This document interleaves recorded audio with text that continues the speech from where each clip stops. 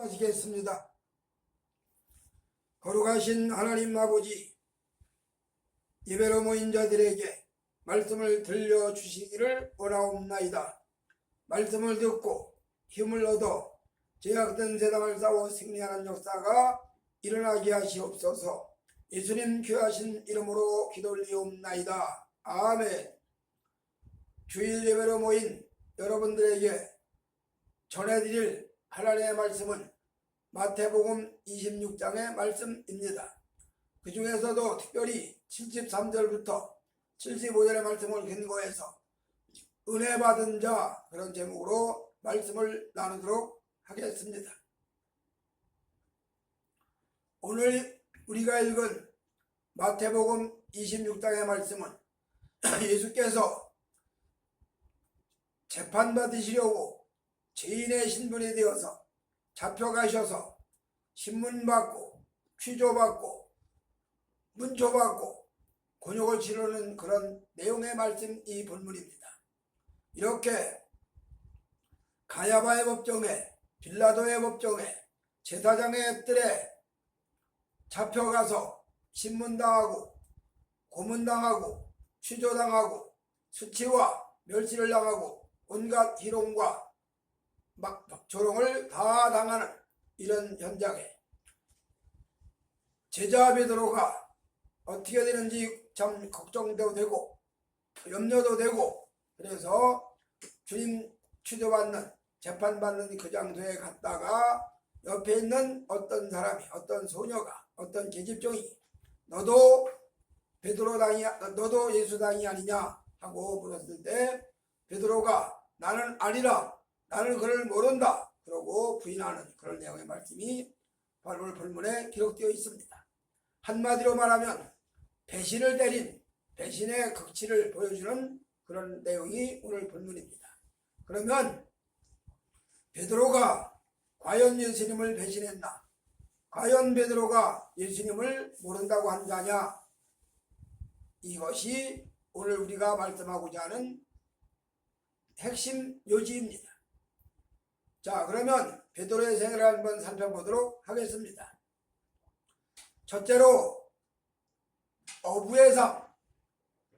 베드로가 예수님 만나기 전에 디베라 바다에서 어부로 생업을 살아왔던 것은 우리가 익히 잘 알고 있습니다.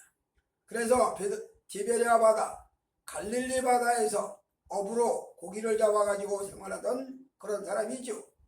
아마 보통 그저 조금 잡는 정도가 아니라 상당히 큰, 많은 고기를 잡아내는, 한마디로 말하면 좀 그래도 어회사 정도 되는 정도의 그런 어부가 아니었을까, 그렇게 추측을 해볼 수가 있습니다. 자, 이렇게 베드로가 어쨌든 갈릴리 바다를 배경해서 고기 잡아 생활하던 그런 삶이란 얘기지요. 이런 베드로에게 늘 그 머릿속에 궁금한 게 있습니다. 뭔가 알지 못하는 막연한 기대가 있고 소망이 있습니다. 그게 뭔지를 딱 잘라 말하기는 어려워요. 그러다가 들려오는 얘기를 듣습니다. 예수라고 하는 이가 나타나서 수많은 기적을 일으킨다. 예수라고 하는 이가 나타나서 엄청난 많은 이적을 일으킨다. 그리고 그가 놀라운 얘기를 하는데 그의 설교를 한번 들은 자들은 이구동성을 하는 말이 바리새인들과 서기관들이 하는 설교하고는 급이 다르다, 차원이 다르다, 격찬을 하고 감탄을 하고 감동을 하는 그런 내용이 들려온다는 말입니다. 이런 얘기를 들을 때마다 베드로도 한번 나도 그분을 만나보면 어떨까, 나도 한번 그분의 설교를 들어야 되겠다, 이런 희망과 기대가 있었단 말이죠. 이렇게 예수를 한번 만나고 싶은, 예수의 설교를 들어보고 싶은, 예수님의 모든 역사를 한번 눈으로 직접 목격하고 싶은 이런 베드로에게 드디어 기회가 찾아옵니다. 디베라 바다에서 고기를 낚고 있을 때 주님이 오셔서 그에게 만나 주시죠. 그리고 나를 따라오너라, 네가 사람 낚는 어부가 되게 하리라. 그렇게 해서 베드로는 배와 그물을 버려두고 예수를 따랐다, 그런 이야기입니다. 자, 배와 그물을 버려두고 예수 따랐다는 얘기, 결단하기가 쉽지가 않은 얘기죠. 자, 배와 그물을 다 버려두고 예수를 따라간다는 이야기는 그렇게 쉬운 얘기가 아닙니다. 그러나 그 이전에, 그 훨씬 전에 예수가 하시는 모든 일들을 듣고 소문을 듣고 한 번 그를 만나고 싶은 마음에, 한 번 그의 설교를 듣고 싶은 그런 마음이 내 속에 늘 있었기 때문에 베드로가 주님을 만나는 순간 배와 그물을 다 버려두고 주님을 따랐다, 그런 이야기입니다. 오늘날도 마찬가지입니다. 수많은 사람들이 세상의 삶 속에 살다가 어떤 사람은 이러한 모양의 형태를 가지고 살다가 저런 사람은 저러한 모양의 형태를 가지고 살다가 교회로 출석을 합니다. 그래서 출석을 하다가 하나님의 말씀에 감동을 받고 하나님의 말씀에 접촉을 받고 하나님 말씀의 역사를 통해서 그가 성도로 바꿔져가는 삶을 삽니다. 이걸 신학적인 용어로는 소명이라 그럽니다. 부름, 홀링, 교회로 불러냄을 받았다, 그런 이야기죠. 교회로 불러냄을 받기 전에 이미 사람들은 알지 못하지만, 사람들은 누가 누군지 모르지만 만세전에 선택된 선택의 사건이 반드시 있습니다. 이거는 하나님의 영역이기 때문에 우리 인간은 알 수가 없어요. 다만 하나님이 만세전에 선택해 놓은 자가 때가 되면 그런 자를 하나님이 교회로 불러서 하나님을 섬기는 신자로, 성도로 바꿔놓는다, 그런 이야기입니다. 바로 베드로가 여기에 해당되었습니다. 디베라 바다를 중심으로 하는 어부의 삶에서 이제 그는 본격적으로 하나님 나라를 위한 일꾼으로 훈련이 시작이 된 겁니다. 하나님 나라를 세워가는데 꼭 필요한 역할을 감당하기 위한 사람으로서 이제 출발을 했습니다. 이렇게 베드로의 삶, 어부의 삶의 모습을 볼 수가 있습니다. 그 다음에 두 번째로 베드로가 드디어 믿음 고백을 합니다. 말씀이 그 영혼을 흔들 때마다, 말씀이 그 영혼에 들려질 때마다 베드로는 신앙 고백을 하기 시작을 하는데 점점 더 믿음의 고백이 깊어져 갑니다. 처음에는 그가 이렇게 고백을 하지요. 영생의 말씀이 주께 있사온데 우리가 누게로 가오리까 하고 주님께 답변합니다.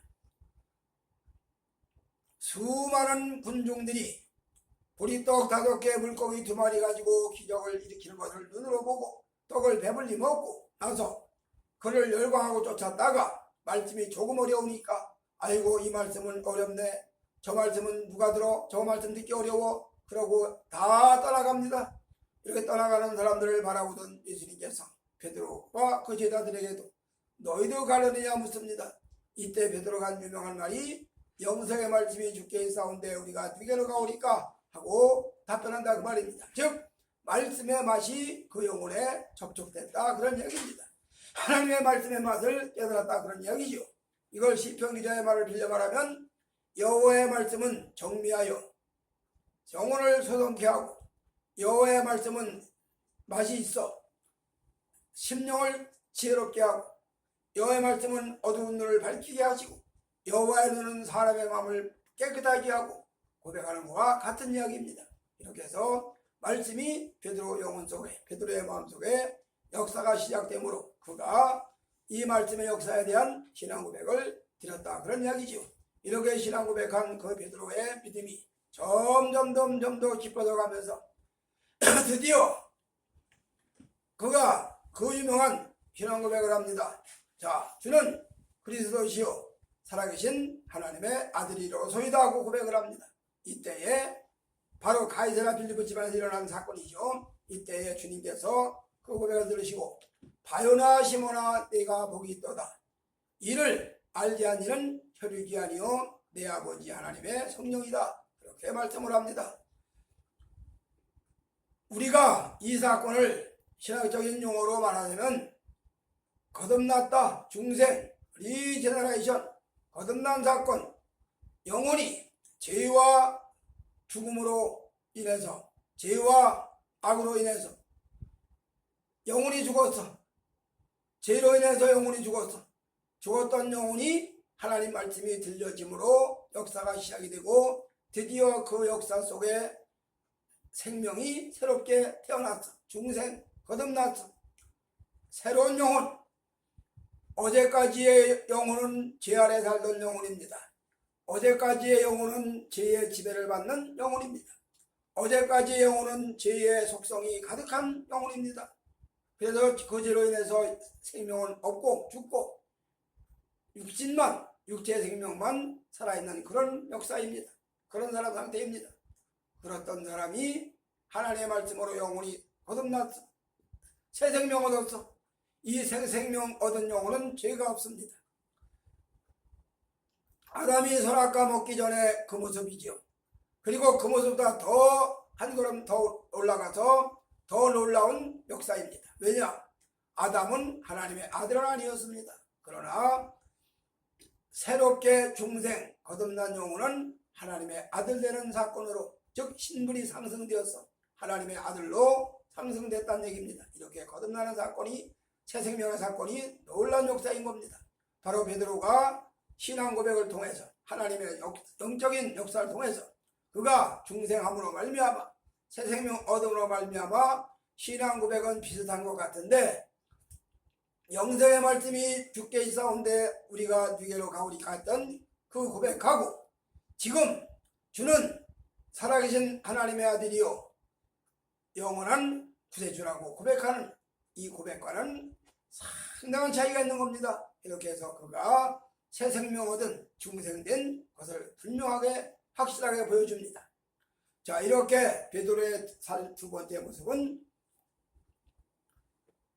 거듭나는 사건, 새 생명 얻은 사건, 다른 말로 말하면 믿음이 좀 더 활성화되고 믿음 생활이 좀 더 깊어지고 믿음 생활이 좀 더 넓어지고 믿음 생활이 좀 더 넓어지는 놀라운 역사가 일어나게 되었다. 즉 다른 또 말로 말하면 믿음이 성장했다. 그런 이해가 되겠죠.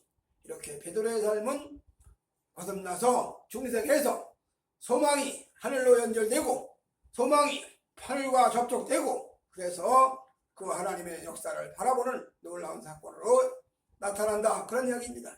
이랬던 베드로가 오늘 우리가 읽은 본문에는 나는 주를 모른다. 나는 예수를 모른다. 나는 그를 모르는 자다. 그는 나와 내가 전혀 모르는 자다.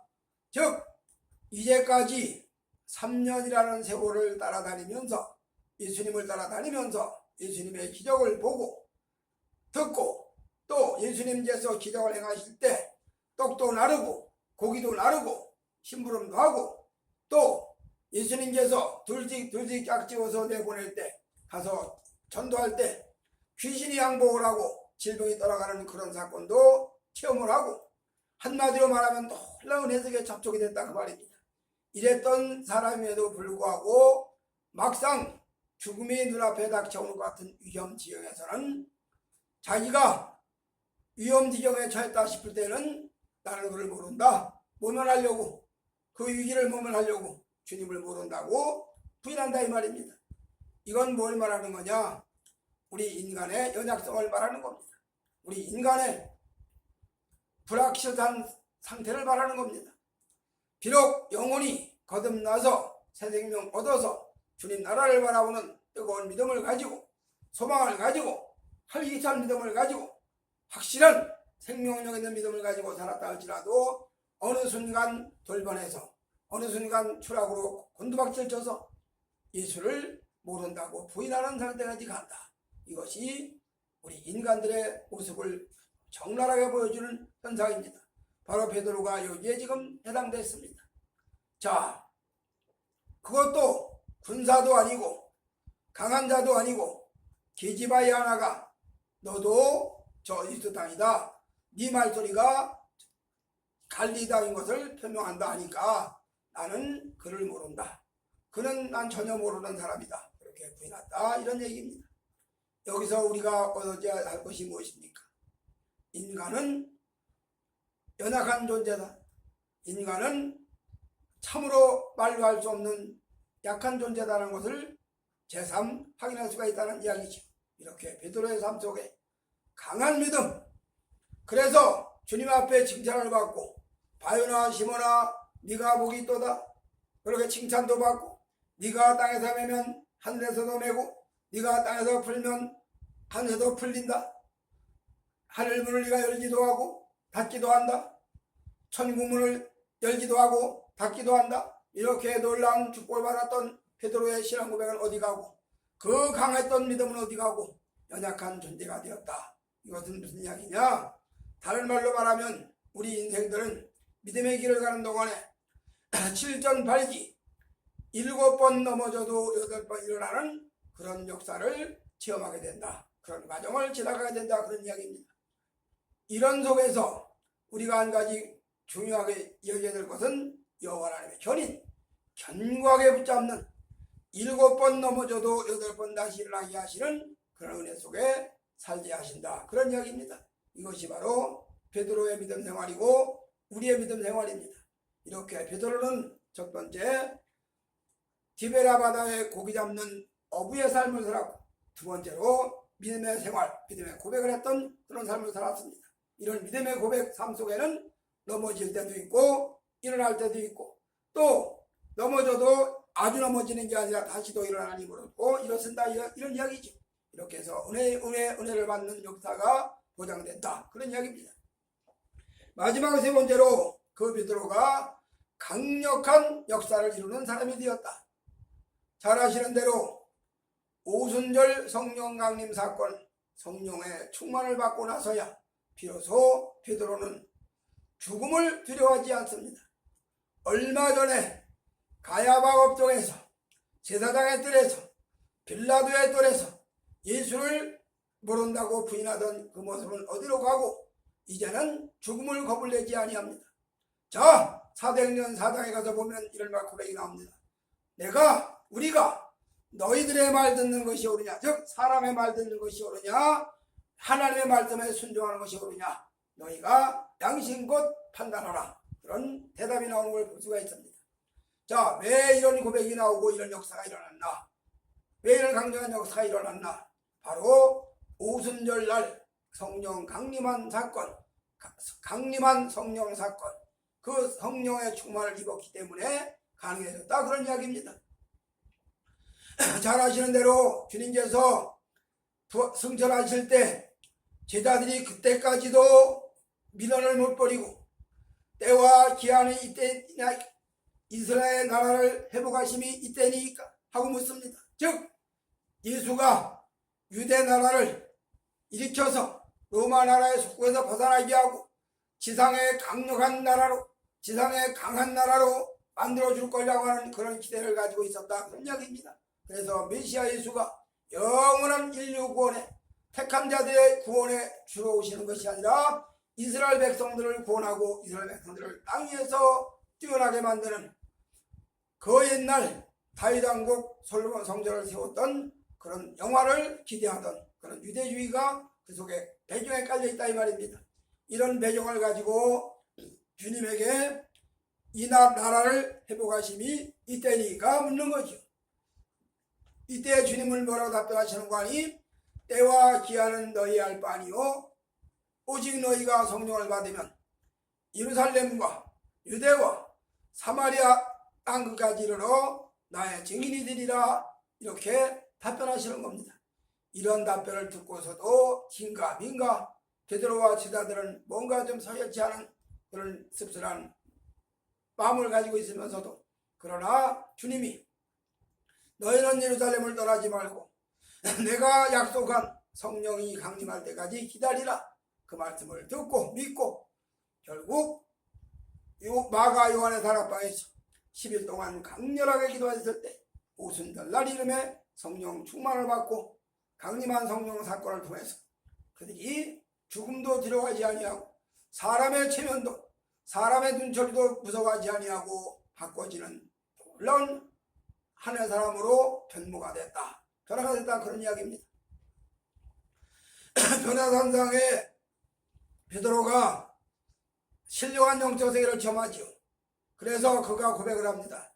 여기에 우리가 초막새들을 짓고 하나는 모세를 위해서, 하나는 엘리야를 위해서, 하나는 주님을 위해서 짓고 여기서 거처 하사이다. 그랬던 신령한 세계, 변화산의 세계를 경문했습니다. 그리고 주님이 옷이 휘어지는 놀랍게 변화되는 사건을 눈으로 직접 목도했습니다. 그랬던 그 변화와 오늘 오순절 성령 충만을 받고 변화된 변화와 다른 것 같지만 연장선상입니다. 따로 있는 게 아니라 같이 연결되어 있는 겁니다. 어제가 없이 오늘이 없고 오늘이 없이 내일이 없습니다. 많은 분들이 이렇게 얘기합니다. 내가 그 전날엔 예수를 껍데기로 믿었어. 알맹이가 아니었어.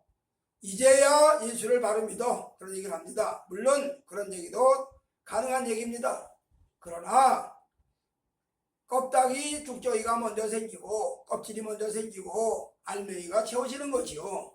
또 껍질이 먼저 생기기 그 전에 뿌리서부터 줄기부터 이게 자라나야지. 자라나야 이삭이 생기고 이삭이 빼고 거기에 벼 이삭이 열매를 맺는 거고 그렇게 되는 거지. 처음서부터 아무것도 없는데 그냥 열매가 생깁니까? 아니죠. 마찬가지로 베드로의 믿음의 삶도 디베라 바다에서 고기 잡던 그런 삶의 모습이 있었고 그런 삶에서 주님의 소명, 부르심을 받고 주님의 부름을 받은 다음에는 말씀을 통해서 믿음이 견고해지고 또 역시 믿음의 말씀을 통해서 믿음이 더 견고해지고 또 말씀을 통해서 믿음이 더욱 견고해지고 이렇게 견고해진 것 같아서 믿음이 자란 것 같아서 대단한 믿음까지 올라간 것 같지만 그러나 결정적인 위기가 처했을 때는 예수를 모른다고 부인하는 이런 나약한 모습도 있다. 즉 7절 발기 넘어졌다 그 말이. 근데 넘어졌다고 해서 아주 넘어지는 게 아니라 일어난다 그 말이. 선택받지 않은 가룟 유다는 한 번 넘어져 일어나지 못합니다. 그걸로 끝납니다. 그러나 하나님의 선택받은 주의 백성들은 넘어졌다 하더라도 일어납니다. 다시 일어나죠. 그러고 드디어 성령 충만을 받는 사건을 통해서 한 시대에 교회에 주축들을 놓고 교회의 기둥이 되는 12사도가 되는 놀라운 역사를 이뤄내는 사람들이 되었다 그런 이야기입니다. 오늘 우리가 이 땅 사는 동안에 저희들의 삶도 마찬가지입니다. 다 하나님 몰랐어요. 다 하나님 몰랐습니다. 설령 아버지나 할아버지가 혹은 증조할아버지가 교회를 다녀서 신앙이 전승됐어. 믿음의 가정이야.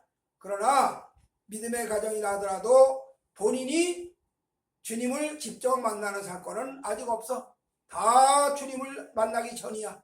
그랬던 사람들이 어느 날 불신자로 살다가 교회를 나가서 주님을 만나는 사람도 있고 신앙가정에서 살다가 형식상으로 종교생활로 교회를 다니다가 어느 날 주님을 만나는 사람도 있고 그러나 분명한 것은 주님을 만나야 된다 그 말입니다. 하나님을 만나야 된다 그 말입니다. 즉 중생 거듭나야 된다 그 말입니다.